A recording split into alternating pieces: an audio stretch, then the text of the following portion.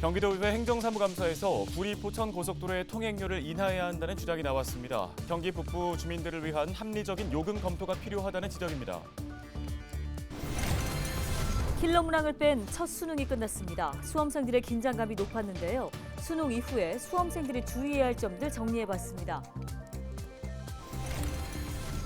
대한민국 시군자치구의회 의장협의회가 정부에 동두천 지원을 촉구했습니다. 70년간 전체 면적의 절반 가까이를 미군 기지로 제공한 만큼 특별법 제정을 통해 그동안의 피해를 보상해야 한다고 강조했습니다. 역대 가장 더웠던 11월이라는 말을 뒤로하고 최근에 영하권의 추위가 이어지고 있습니다. 전문가들은 오락가락한 날씨에 혈관 질환 관리가 필요하다고 당부했습니다.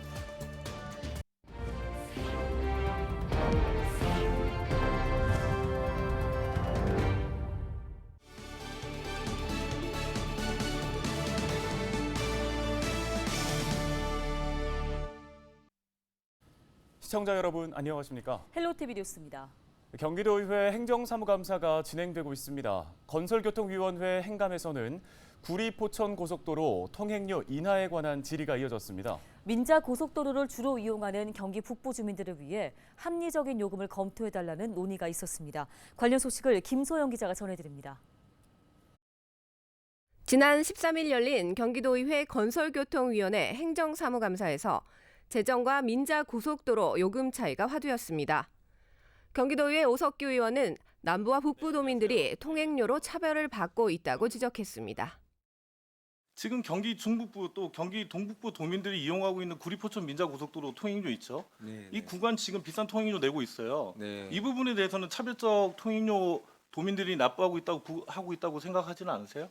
열심히 다시 파악해보고 위원님과도 또 회의도 하고 하면서 저희도 그렇게 느끼고 있는데요. 현실적으로 이제 북부는 재정 자립도 지역 내 총 생산이 도내 31개 시군 중 최하위권이다라며 생계 활동을 위한 필수적 이동에 대해 가혹하게 비싼 운임을 부과하고 있다라고 말했습니다. 또 남부의 10개 재정 고속도로와 비교해도 요금이 비싸다라고 덧붙였습니다. 태교원부터 해서 일산까지 네. 이 구간 민자 맞죠? 민자죠. 예. 이 구간 비싸죠? 예. 비쌉니다. 네네. 자, 그리고 또 구리 포천 이 구간 또 민자에서 또 비싸요. 네. 왜 우리 경기 북부 도민들만 이렇게 이게 지금 뭐 서북부에 지금 일산대교 하나를 가지고 지금 얘기하실 게 아니라 지금 현재 구리 포천 고속도로만 해도 구리 남양주 의정부 양주 동두천 포천 연천 다 이용하고 계세요.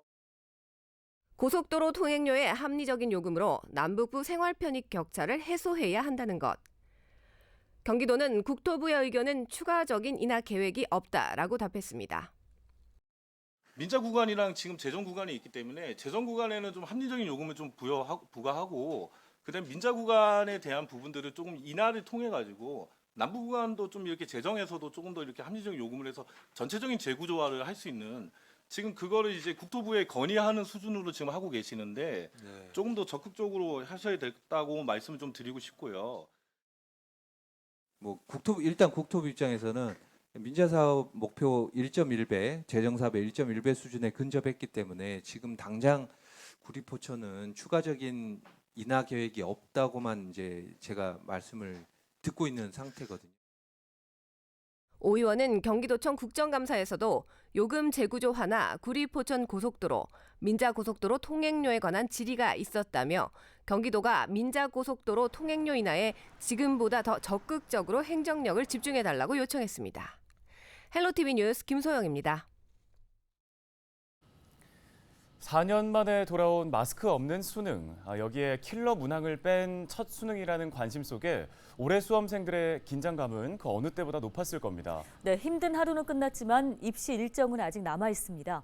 수능 이후에 대학 입학을 앞둔 수험생들이 주의할 점은 없는지 이세진 기자가 살펴봤습니다. 시험장에 들어서는 수험생들의 얼굴에 긴장한 표정이 그대로 드러납니다. 강력한 방역 조치가 있었던 지난 3년과 달리 올해는 4년 만에 돌아온 마스크 없는 수능입니다. 여기에 킬러 문항이 빠진 첫 수능이라는 점 때문에 출제 경향이 어떻게 바뀔지 예측도 어려웠습니다. 나와 또 누군가와 치열하게 경쟁하며 힘든 하루를 보낸 수험생들을 위해 시험장 곳곳에서는 따뜻한 응원이 이어졌습니다. 학생들 평상시에 이제 많은 준비하고 고생들 많이 했는데 오늘 좋은 결과 나와서 본인들이 원하는 곳 꼭 좀 갔으면 좋겠습니다. 네, 수능 대박 화이팅! 긴장 속 수능은 끝났지만 대학 입학 전형은 아직 끝나지 않았습니다.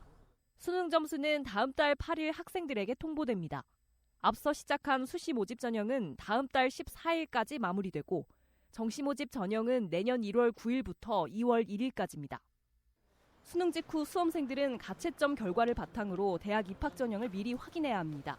특히 대학별로 전형 방식과 배점이 다르기 때문에 수험생 개인별로 일정과 전략을 파악하는 게 중요합니다. 수능 최저 학력 기준이 필요한 학생들은 본인이 가채점 결과로 충족 여부를 확인할 수도 있고요. 또 대학별 고사에 응시할지 말지 여부도 본인의 가채점 결과를 가지고 참고해서 결정하시면 좋을 것 같습니다. 정시 모집에는 어떤 대학에 지원이 가능할지 여러 자료들을 참고해서 확인하시고 정시 모집 지원 전략을 수립하는 게 마스크 없는 수능을 치렀지만 대학별 논술이나 면접이 이어지는 만큼 코로나 감염은 입시의 변수가 될 수 있습니다. 대입 일정과 방식을 꼼꼼히 확인하는 것뿐 아니라 수험생 스스로 개인 방역 수칙을 철저히 지키는 게 중요한 시기입니다. 헬로티비 뉴스 이세진입니다. 다음 소식입니다. 기초의회 의장 모임인 대한민국 시군자치구의회 의장협의회가 정부의 동두천 지원을 촉구했습니다.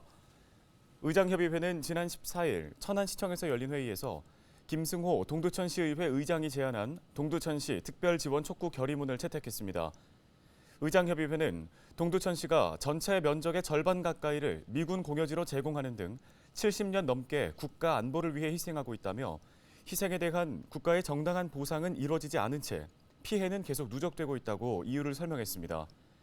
의장협의회는 이와 함께 동두천 지원 특별법 제정과 동두천 내 미반환 공여지 반환 일정 확정, 동두천 국가산업단지 개발 비용 즉각 지원 등을 정부에 촉구했는데요. 채택된 결의문은 대통령 비서실과 국회, 국방부 등으로 전달될 예정입니다.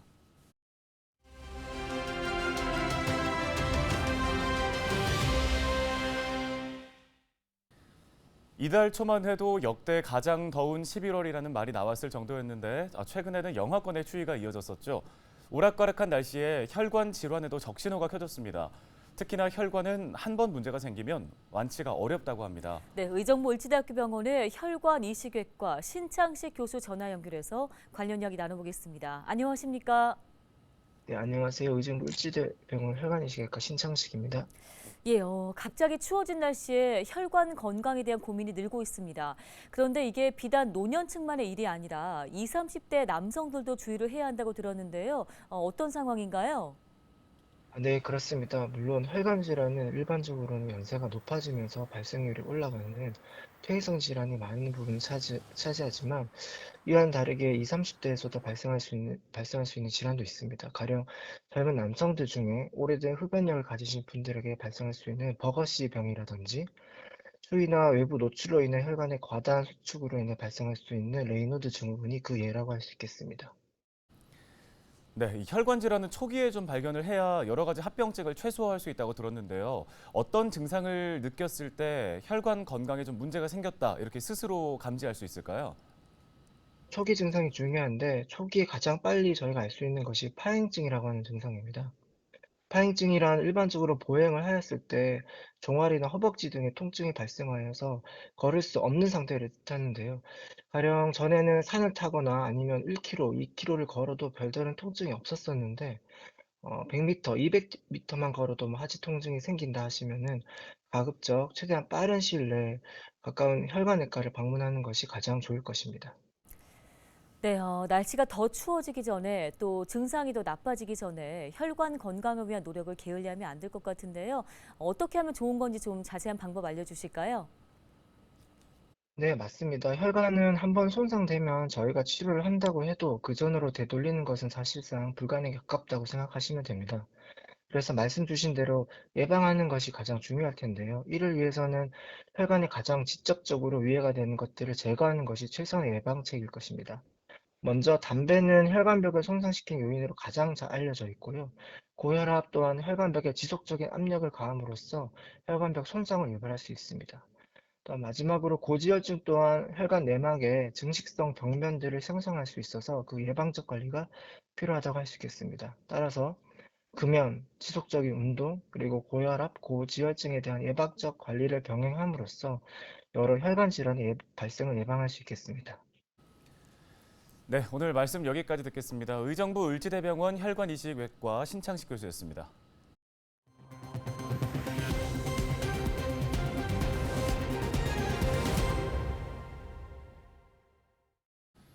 15일 오후 2시 30분쯤 양주시 고암동의 한 아파트 2층에서 불이 나 10여 분 만에 꺼졌습니다. 이 불로 집안에 있던 50대 여성이 얼굴에 2도 화상을 입고 병원으로 옮겨졌으며 이웃 주민 2명도 연기를 피해 대피했습니다. 소방당국은 주방에서 불이 시작된 것으로 보고 정확한 화재 원인을 조사하고 있습니다. 양주시에서 70대 장애인 여성이 집안에서 숨진 채 발견돼 경찰이 수사를 벌이고 있습니다. 양주경찰서는 지난 14일 보호 대상자와 연락이 안 된다는 요양보호사의 신고를 접수받고 70대 여성 A씨의 집에 찾아가 화장실에서 숨진 A씨를 발견했다고 밝혔습니다. A씨와 함께 살던 시각장애인 언니 80대 여성은 탈진 상태로 쓰러진 채 발견돼 병원에서 치료를 받고 있습니다. 두 자매는 기초생활수급자로 전해지고 있으며 경찰은 정확한 사건 경위를 조사하는 중입니다. 의정부시가 오는 27일까지 지역화폐 카드인 의정부 사랑카드 부정유통 단속에 나섭니다. 의정부시는 경기도 등과 협력해 추출한 부정유통 의심 가맹점 목록을 중심으로 2개의 반으로 나누어서 단속할 계획이라고 밝혔습니다. 단속 대상은 전체 가맹점 14,000여 곳이며 물품 판매나 용역 제공 없이 상품권을 환전하거나 의정부 사랑카드 결제를 거부하는 행위 등이 단속 대상입니다.